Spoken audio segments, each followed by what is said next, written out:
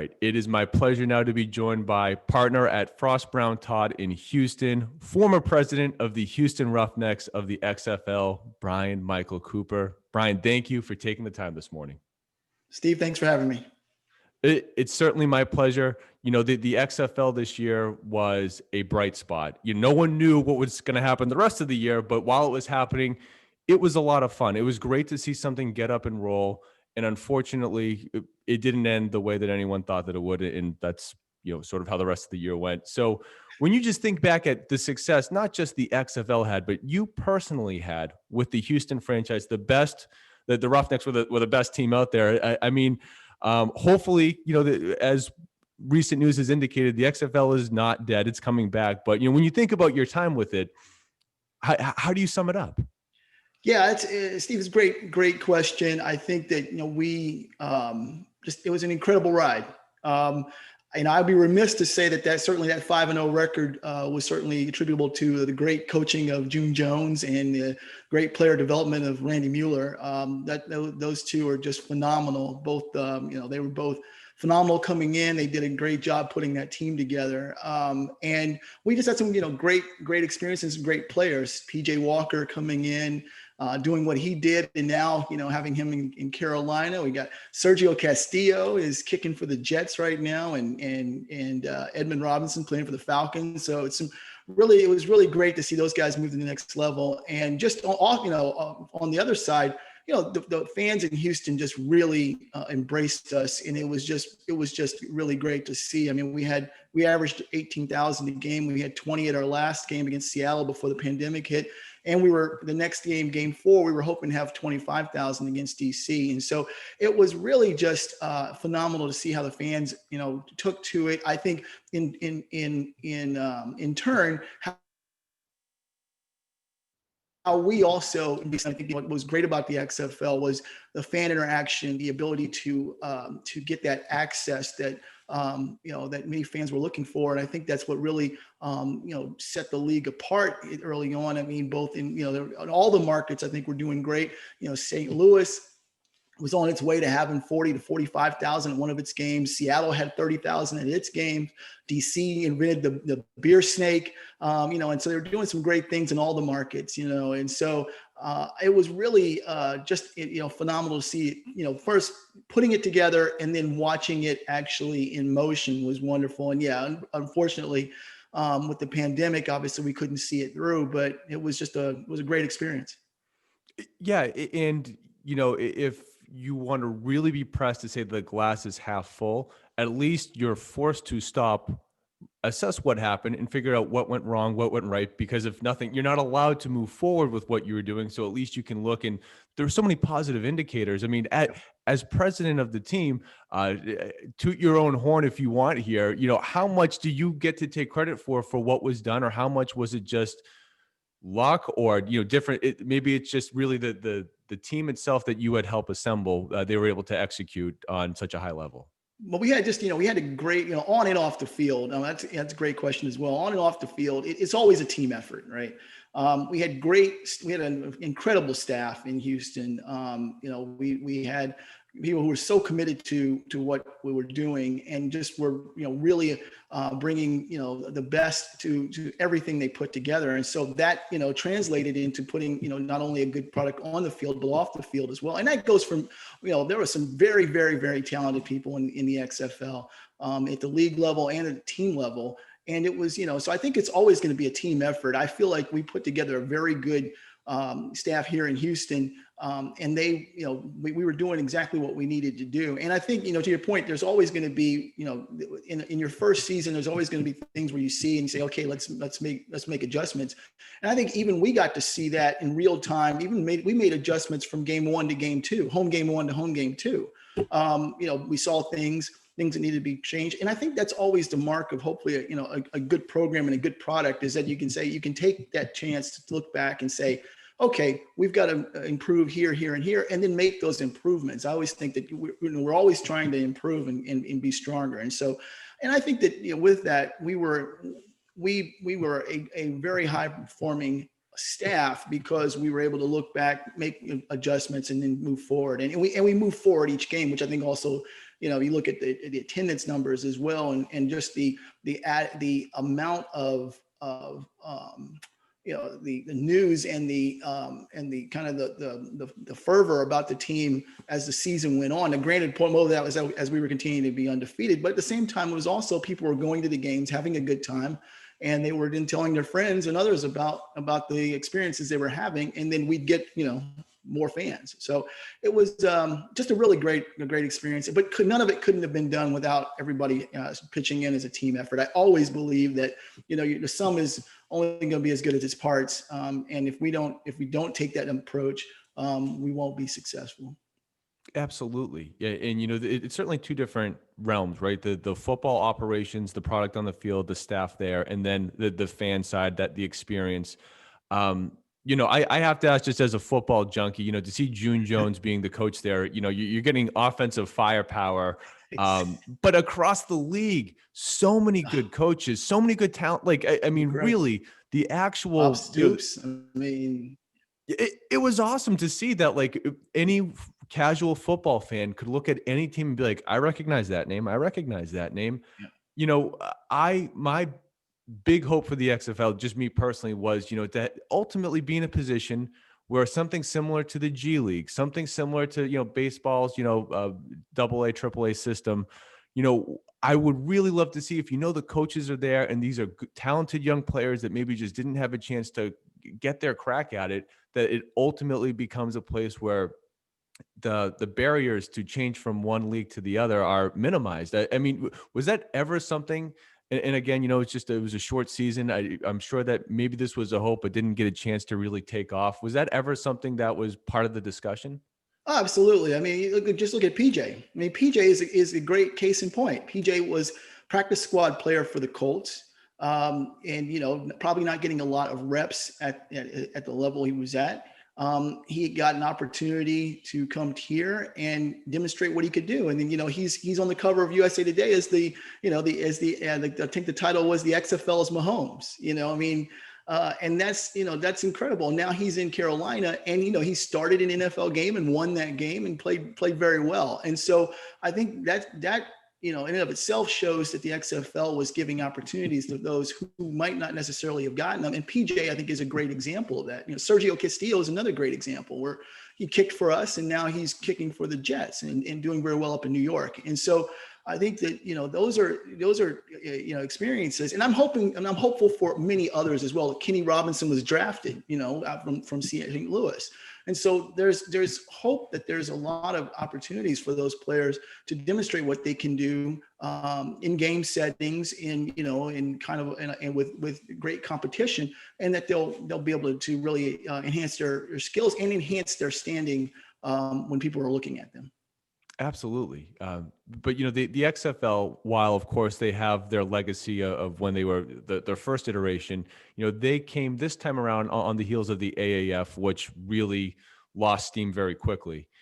Not that I ever would expect you to know the ins and outs of that operation, but I mean, how much did you know enough to sort of sculpt the direction that you wanted to, learn from their mistakes? And, particularly as it, what I remember the most about the collapse of the AAF was that the funding just was not there, that this was, and that's obviously a very big problem. But number two, they conceptualized themselves as this developmental league, but apparently the NFL wasn't on the same page. So that also kind of seemed to run the ship into the ground really quick. Can you speak at all about what you learned from the AAF situation? Yeah, and I obviously most of my focus was all of my focus was on building our own team and the brand and extending the brand of the XFL. I think I'll speak more generally about it. I think in the sense of, I think when going into, I've had the opportunity and the fortune to be part of two franchises that really were in their nascent stages, both the Roughnecks, then also the Vipers as well. As president of the NBA G League team, was in its second season when I started there. And I think the biggest thing is, and I talk about this with anybody, and I'll say this as well here, is that you have to preach patience. In sports and in many of these endeavors, they're great, but I think sometimes you also have to say, look, this is going to be a process, and it's going to take some time for it to develop. And I think that that's what really is the core message here, even for all the things that we were doing with the Roughnecks. This was a long-term goal. I remember talking to fans, and we were playing at U of H, for example, and U of H's stadium holds 40,000 seats. And originally right out the gate, someone said, "Oh, it's Texas, it's football. You're going to fill a stadium, 40,000 seat stadium." It's not really. No, we're not. We're not going to fill a 40,000 seat stadium. What we're going to do is we're going to work on filling the lower bowl of that stadium, which holds 16,000. And then we're going to work, to fill in, and then we open up a second deck, and then we open up another deck. But those things take time, and over time and years, and as your brand builds, then you start setting those goals and paths. And I think that's what really, what has to happen. I think generally when in any endeavor, particularly in the sports world, is you really have to have that patience and say, okay, here are my goals. They're modest ones in year one. We're going to build upon that in year two. We're going to build upon that in year three. And particularly off the field and building a brand, you really got to have that in mind, and that there's going to be times where, and have those goals in check. And so I think the XFL did, quite frankly, in XFL 2.0, I think they did a very good job of that. They announced in 2018, didn't start play for 2 more seasons. I like what the new ownership group is doing as well in taking that time to rebuild as well, because it does take time. It takes time to get the infrastructure in place. And it's, and I think that's one thing that's somewhat lost sometimes, is that people don't realize how many things go in to the production of a sporting event in a game. And there's so many things that are in play that you really need that time to build that infrastructure and build out those things. And even then, after we do those things in game one, we still saw things that we needed to adjust after all the planning, a year of planning to prepare for the game. Once you actually see it in motion, you're like, okay, we got to make an adjustment here on this. Parking's got to be different. Concession, the way we're getting people in, that's got to be different. Getting people, getting a better Wi-Fi at the stadium, got to be different. Those kind of things are all things that you see in real time that kind of come forward. And so I think just globally, that's kind of, I'm kind of get back to your question about lessons. I think the lesson still is to continue to preach patience for anything that's starting out, to say, hey, look, build the plan, follow the plan, but recognize, and look, there's a way to communicate with the fans too. It's, you don't want to patronize the fans and say, hey, look, we got this, and we're not, we won't share with you what's happening, but it's happening. And I think you still got to be fair to the fans and say, look, we're going to put a good product on the field for you. We're going to put a good product off the field for you. But there are things that, as we're building this, that you need to know about. And I think that XFL, quite frankly, did a really good job of making that of hitting that communication target with the fans. And we still have more room to grow with that. But I think that's the biggest thing as well, is that it's just got to, it's a question of really giving the time and the patience. Now, look, the flip side is once you've been given the time and the fans give you the time, you've got to follow through and execute. So. But I think, again, I would preach patience is the key. And I think the XFL 2.0, and I know that people don't really like to use that phrase, I guess, as much, but I think that's what they did. And, notwithstanding a pandemic, probably would have been able to build upon that in subsequent years. Oh, I think so. I mean, I think it was very evident that out of any, for something to just come in and have that level of success, I mean, there was nothing there to suggest that there wouldn't be substantial, year over year growth had they had the opportunity to keep going. And, just to wrap up the XFL talk, obviously, we know about the new ownership group headed by Dwayne "The Rock" Johnson, Danny Garcia. I know that you are the former president, but when you hear that they're going to be coming back in 2022, they're taking that time, as you said, what are your thoughts about knowing that, this is like the Phoenix, it's going to rise from the ashes and it will be here once again? Well, look, I think they have, they've got they put a great team together. Look, Dwayne Johnson, Danny Garcia, Redbird Capital, these are folks who know how to put on events. They know how to manage both content and media. They know how to build sports franchises. So, with that, I think they've got a great group together. And so, I'm very happy that they decided to wait till 22. I think because that gives them the time to get that plan together and really hone the plan down. So I'm excited and hopeful for them to get that going. And I think they've got, some great things to work with. I think each of the markets will still maintain, hopefully, fingers crossed, they maintain those bases of fans Before the pandemic hit, we were almost at 7,000 season ticket holders. And so, that was a great base for us to build from.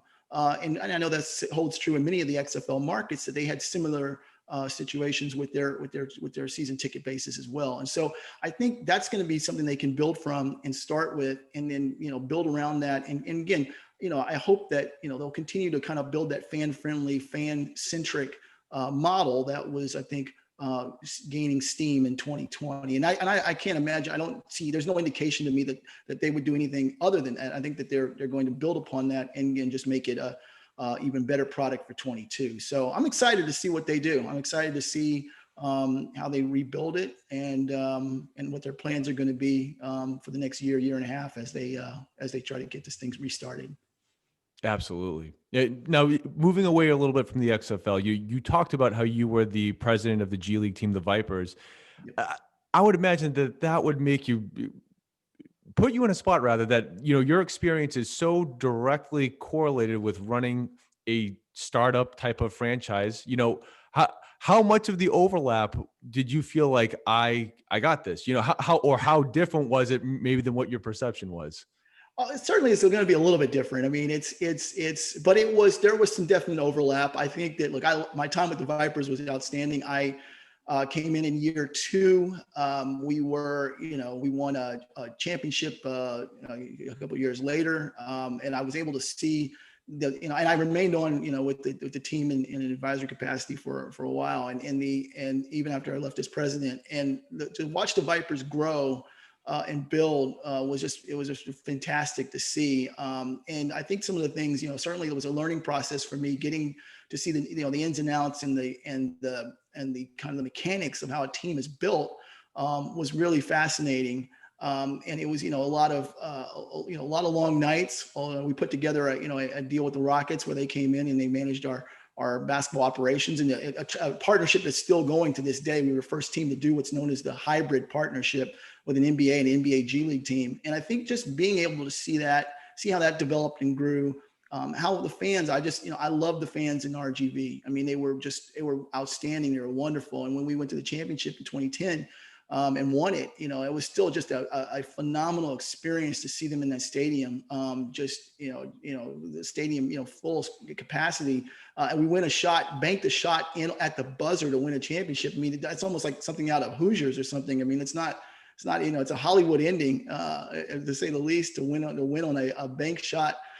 Craig Winder on a bank shot at the buzzer to win it all was just amazing. And it was really good to be able to kind of, again, interact with the fans, learn, in dealing with both, operational capacities and brand management as well, which I think that's one big thing I took over with me to the Roughnecks, was recognizing what we had to do to build that brand, and and quite frankly, how much time and energy it takes. I think when people come in, they don't recognize, even with a startup and a new product, the brand management component is just absolutely critical, and it takes a while. And you've got to be, again, I go back to preaching patience. You got to be patient with the brand building. When I left the Vipers, the owners asked me, what was the one thing that I, to take away, and I said patience. And I brought up the story of the Dallas Cowboys. And I use that story all the time. I talk to people all the time about the Cowboys. The Cowboys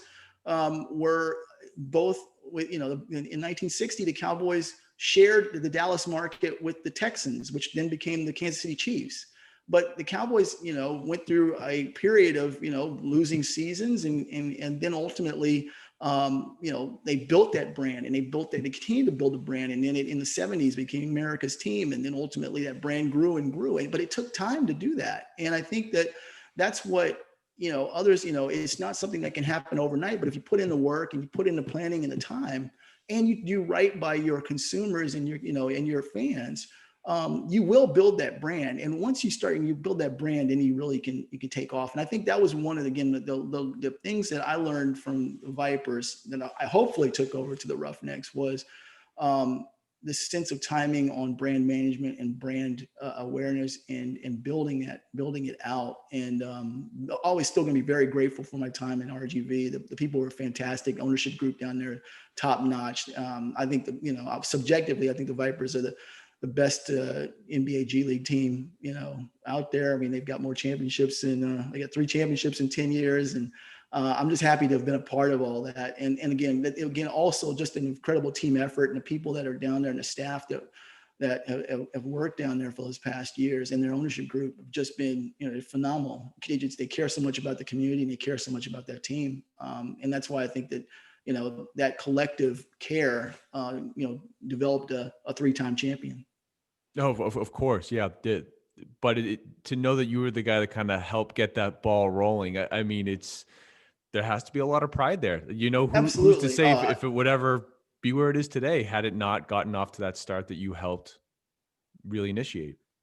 It's certainly a lot of pride. And again, I always would say it's a team effort. I couldn't have done any of this stuff without a fantastic staff that I had down there, people who really gave their heart and soul to putting, and stayed down there and continued to do it. And, Bert Garcia, spent, 7 years down there and just did a phenomenal job, as president, for that team.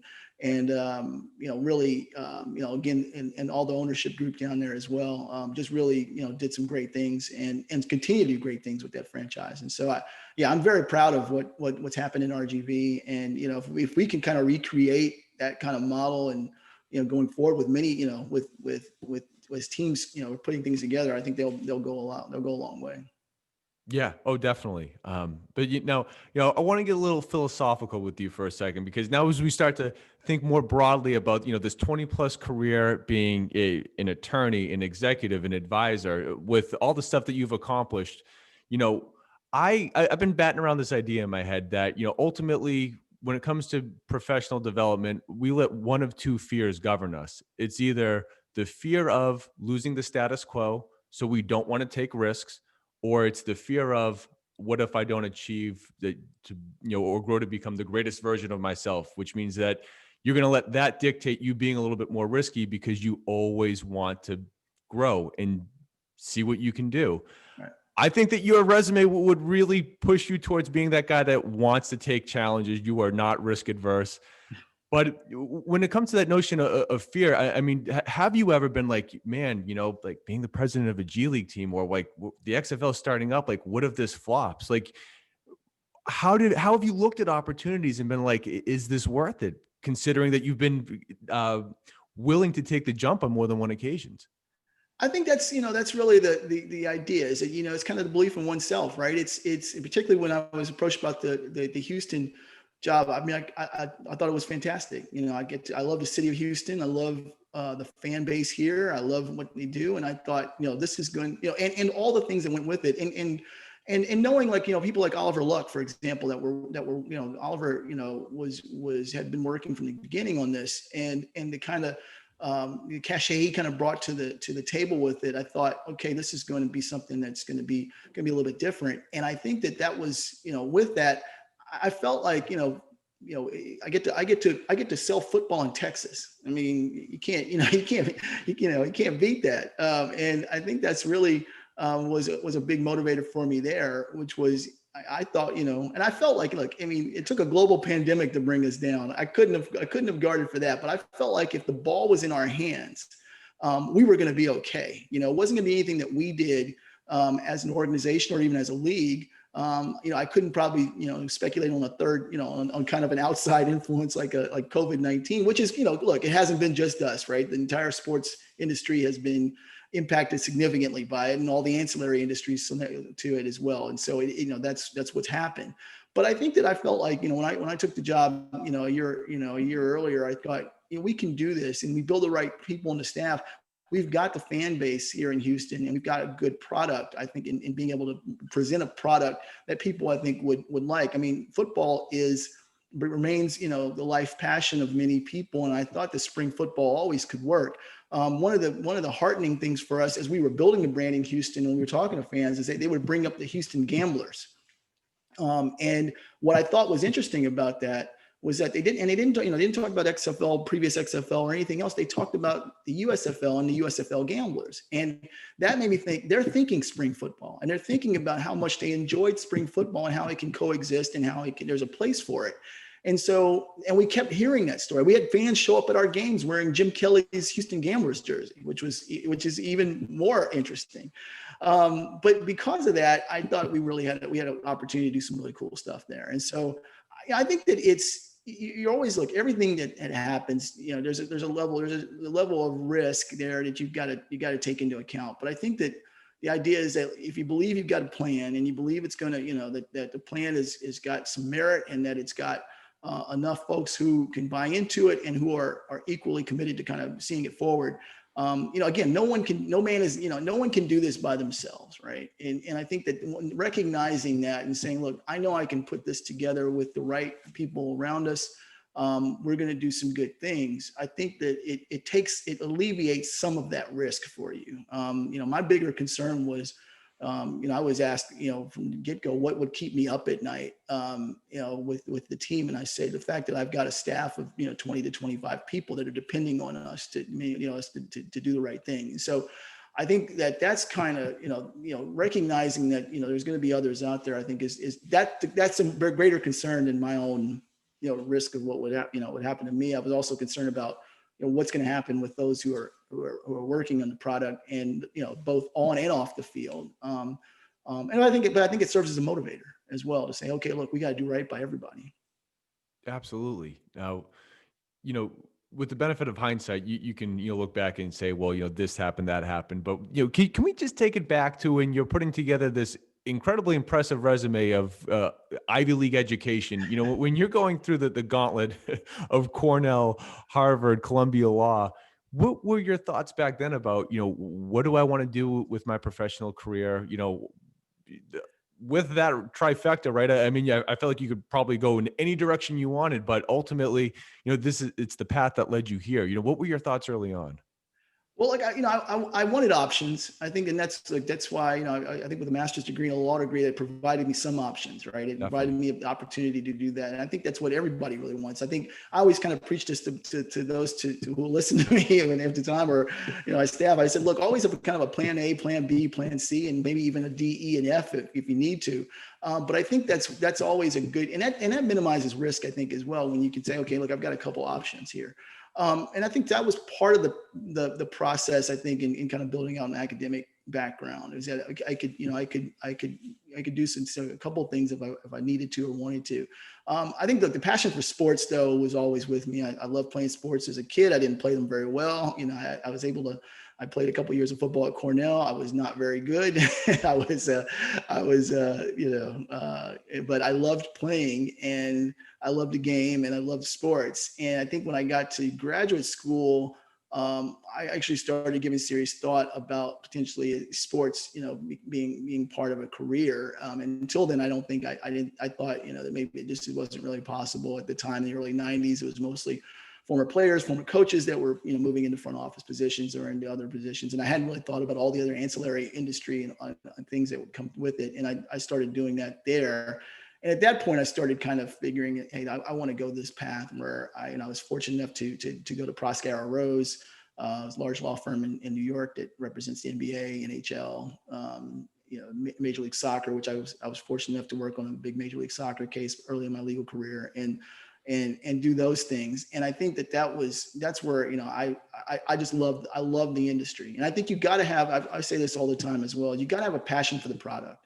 If you don't, I think sometimes we have young people that will come in wanting to be a part of sports, but not recognizing all the little things that kind of go with it. Right. And there's many things that people could do outside of sports, but they love sports. They love the industry, and they're willing to maybe take a little bit less money, or they're willing to work the longer hours because of it, because they love to see what happens when a stadium, I don't think there's anything more exciting to see a stadium, explode, right? And when a score is made or something, and to see the joy on people's faces, in a great game, and that's the kind of stuff I think that's what motivates you to kind of say, okay, this is the industry I like to be in, and this is the industry that I think is for me. And I think that's, I learned that early on, and I've just kind of tried to build it to that, I think I've hopefully tried to build it where I've been, to be able to remain a part of it.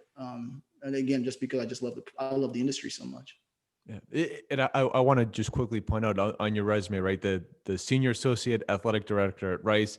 And what I also love in here is the director of sports programming at Dish Network. I mean, you want to talk about seeing being in that sports field, but seeing different aspects of it, which I think just completely suited you for being the president of it.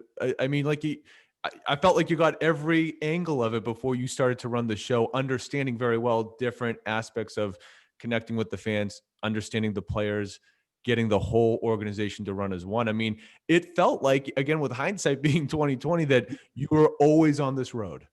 Well, I look, and it's a great point. I mean, I love my time at Dish. I love my time at Rice. And I think both of those opportunities were those where, yes, you could build and kind of, see some different things. I mean, certainly being able to be, able to be in the room when sports, when sports media contracts are being negotiated, and those, and the impact that sports media contracts have on the sports industry, and how it has, it reaches out and it impacts, a collective bargaining agreement, for example, and how all those things kind of tie together, and recognize the importance of content production nowadays as potentially, an additional revenue stream. And particularly given what's happening with the pandemic, how important it is to be able to maneuver and cut to something else and say, okay, look, this is what we're going to have to do in order, if we don't have live fans, we're going to have to find some other ways to earn revenue. And so all those things kind of, were important to be able to say, hey, look, I've seen that. I think that I can, and hopefully utilize all those little experiences and put them together to say, okay, I can build that into a larger checklist of things of items that need to be addressed and reviewed and accomplished. Now, what are your thoughts on just goal setting in general? Because you've put yourself in a position, right? You gave yourself options early on with your education where you've been able to not just be an attorney, but use that as you seemingly really want to over the course of your career.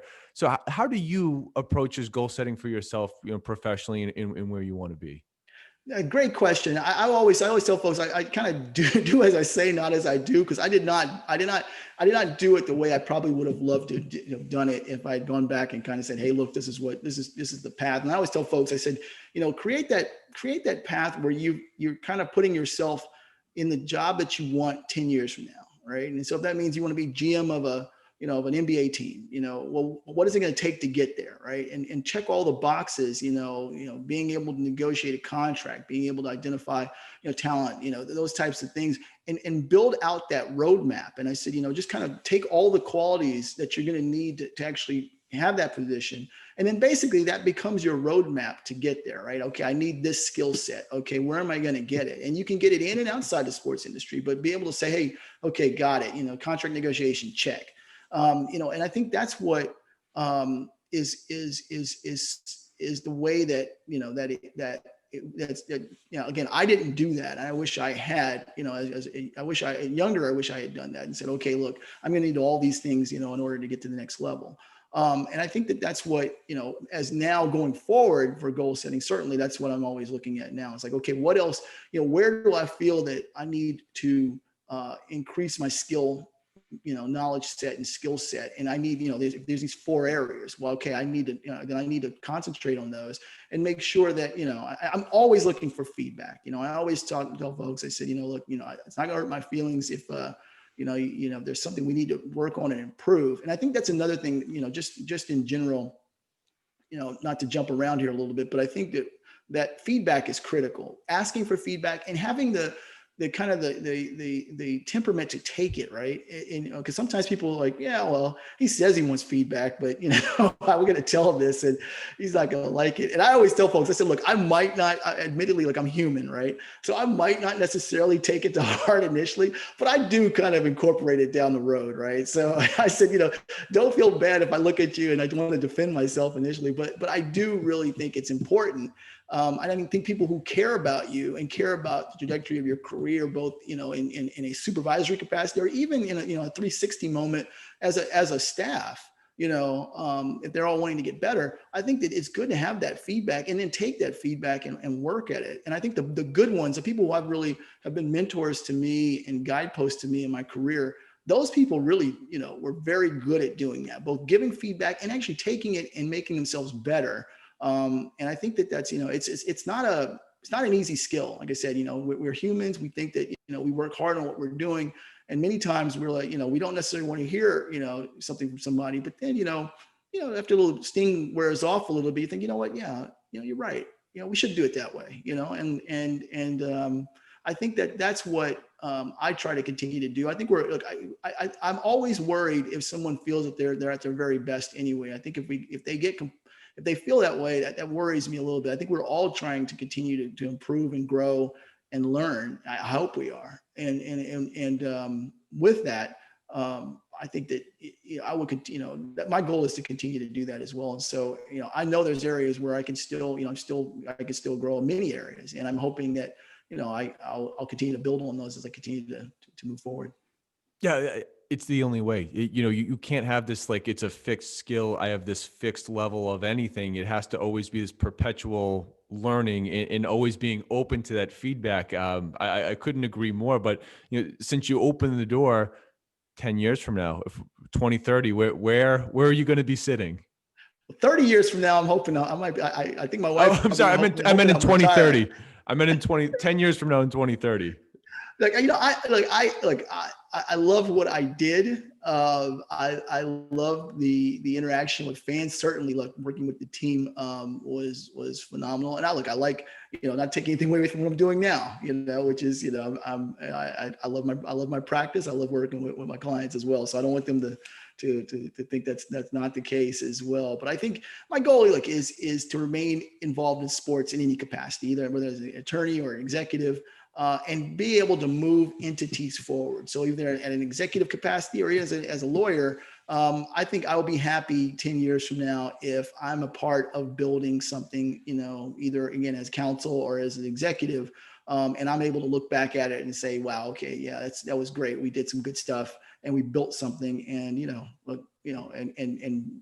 we can get another championship ring, great. I would always would like to add to the ring collection. But I think just moving an entity forward to me would be exciting. And I think if I can see that 10 years from now, if I can see that and look back and say, yeah, I saw it from the beginning and saw how it came in, helped again in any capacity, whether it's counsel or as an executive, I think I'm gonna be pretty happy about that.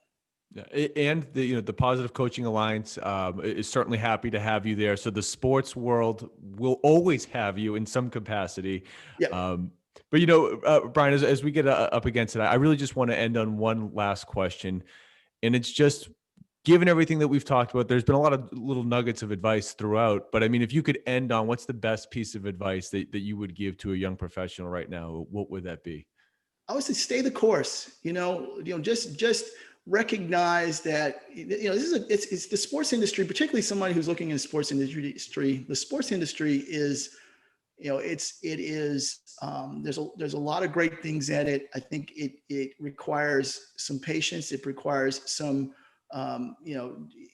timing and making sure that, I want to say, never give up, because I think that there's always going to be, a chance there down the road. And I think that sometimes I think people get concerned, well, it just didn't happen for me right this minute. And so it might not happen. You just got to I think you've got to continue to just keep working hard at it. And that's generally the advice I give is the conversation you have in 2018 may bear fruit in 2021. Right. And so it may not happen overnight, but if you continue to keep pushing and keep working at it, building that network, talking to, building your skill set, building that network, good things will happen and people will take notice. And I think that's the biggest thing I always want to impart is that it's and the road may not necessarily be a straight line, right?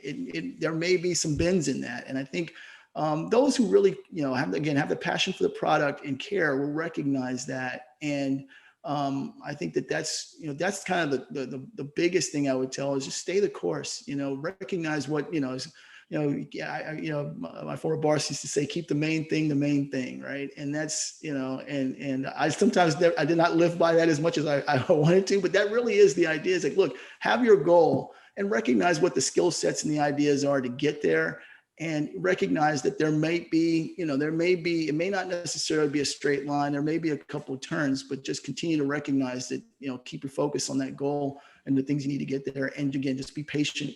And that over time you will come out on top. Sage words of advice there. But I also think embedded in that is also what you just said about feedback. Yes, be so committed to the path that nothing's going to throw you off of it, but also don't necessarily keep doing what you're doing. Get the feedback as well to make sure that, maybe there's a reason why things might not be going right. So make sure that you're. Absolutely. That is, and I think that's all part of the larger goal, right? Is it the ultimate 30,000 foot goal is I want to get here. That may be part of the, I've got to I thought I could go in a straight, the straight line here and do this, and this, but maybe I've got to adjust here. And yeah, adjustment I think is important. Absolutely. That you've got to have the ability to maneuver and adjust. And again, take that feedback, adjust, and then continue on the path forward. Definitely. Well, Brian, thank you so much for taking the time this morning. It's been phenomenal. I don't think anyone could listen to your words and not be in a better place with how they need to go about getting to where they want to. Steve, thanks so much. I appreciate it, and definitely appreciate the time.